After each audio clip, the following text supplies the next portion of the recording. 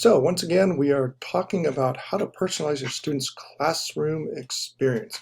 We talked about this previously in the previous video, and today we're going to take a look at how to use an assessment in this process.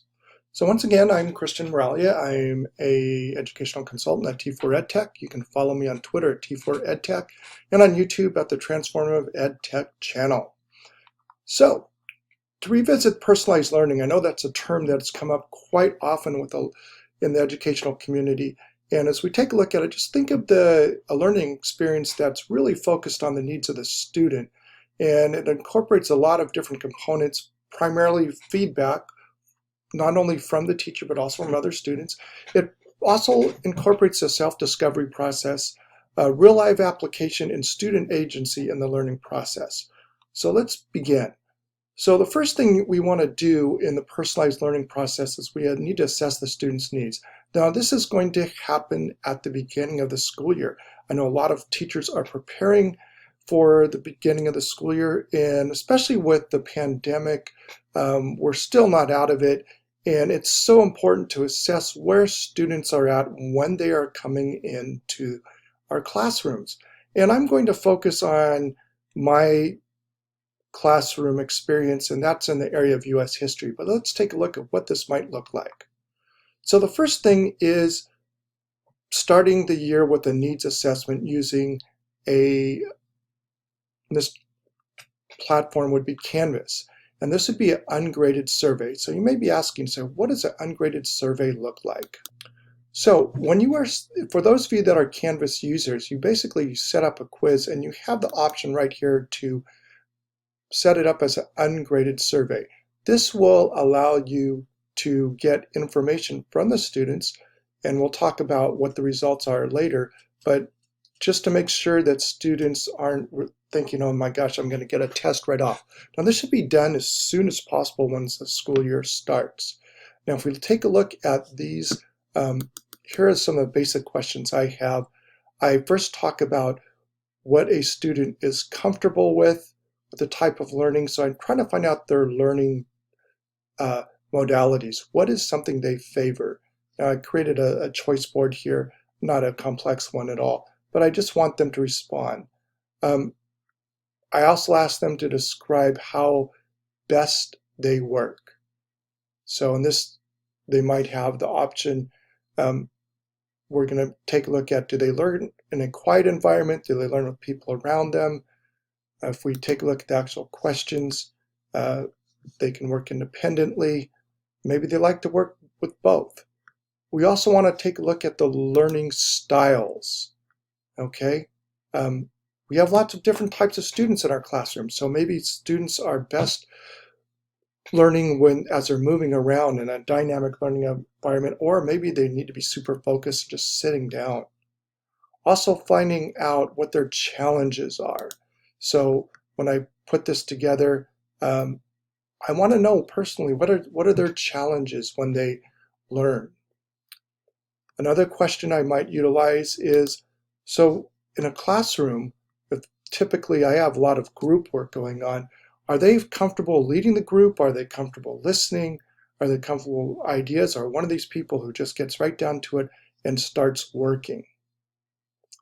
Now, this is where I go with the content-specific questions.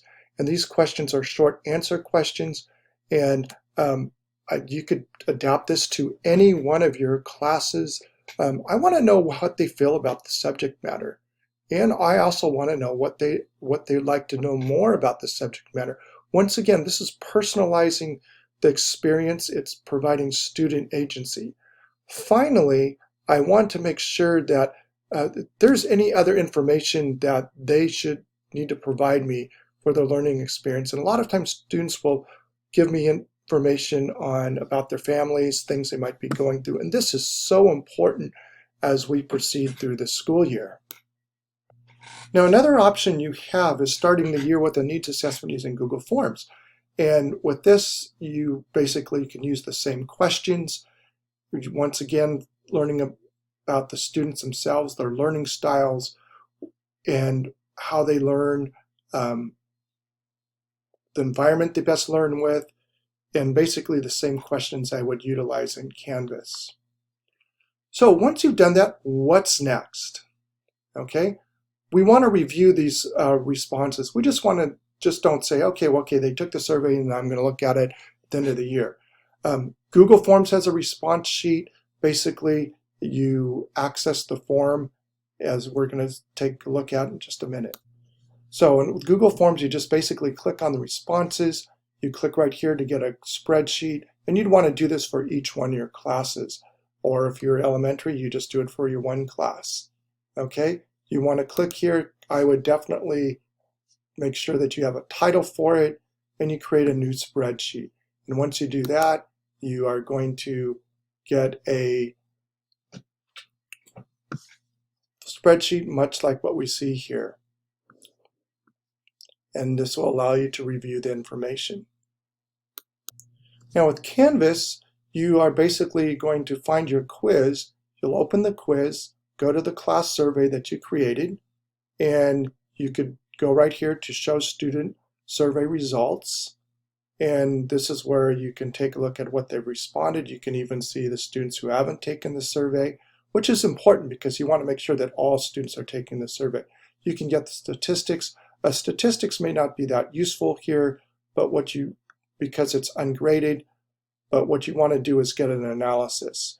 And with the analysis, you can download these by clicking on Student Analysis, and you can take a look at the responses. And this is so important, as I said, as you proceed through the beginning of the school year all the way through the end. So with this needs assessment, as a teacher, you want to set up time to follow up during the year with the students' responses. Where are they in this process? And you want to have the students reflect on their growth. Do whatever is reasonable for you.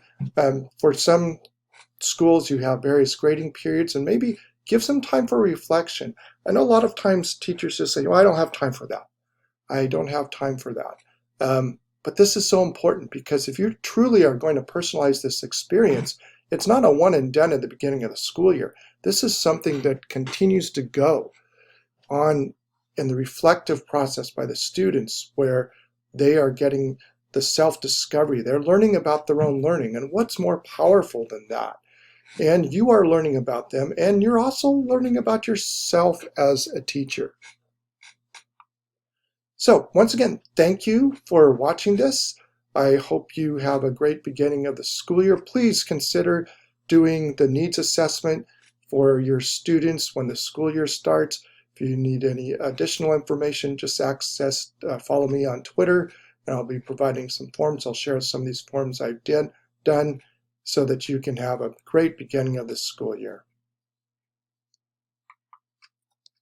And don't forget to subscribe and follow me on Transformative EdTech YouTube channel. And once again, I thank Slide Mania for these slides and Pixabay with the images.